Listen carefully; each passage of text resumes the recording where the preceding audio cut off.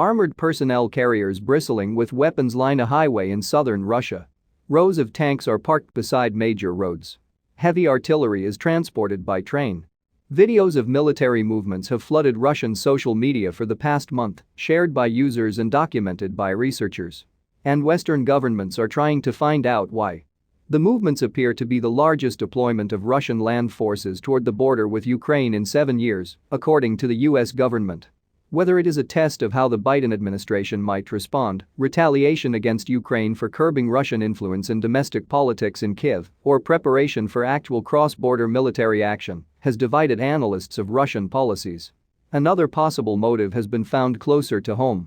The very public military build-up trains bearing armored vehicles have been rolling into the border region in broad daylight, has shifted attention from the imprisonment and failing health of President Vladimir Putin's chief political opponent, Alexei Navalny.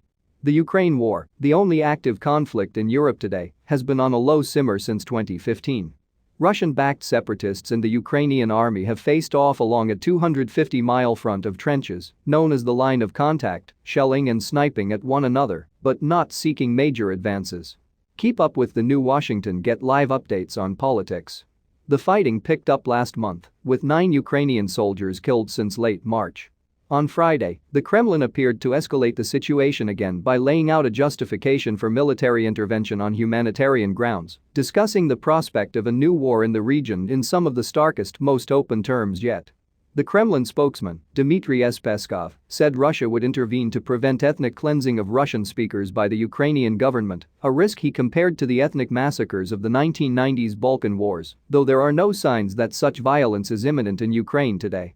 The situation on the contact line in Ukraine is extremely unstable, Mr. Peskov said.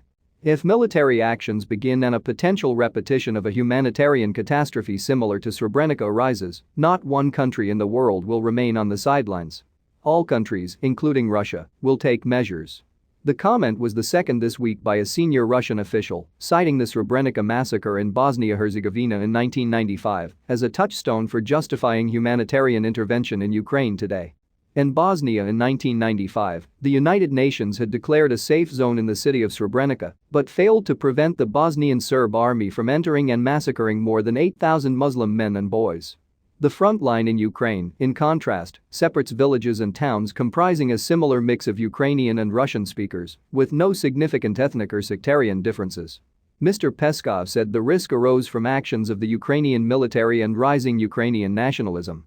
On Thursday, Russia's chief negotiator in the Ukrainian peace process, Dmitry Kozak, offered another potential justification for intervention: to protect people with dual Ukrainian and Russian citizenship. Since 2019, Russia has been granting citizenship to residents of the 2 separatist enclaves in eastern Ukraine, the Donetsk and Luhansk People's Republics.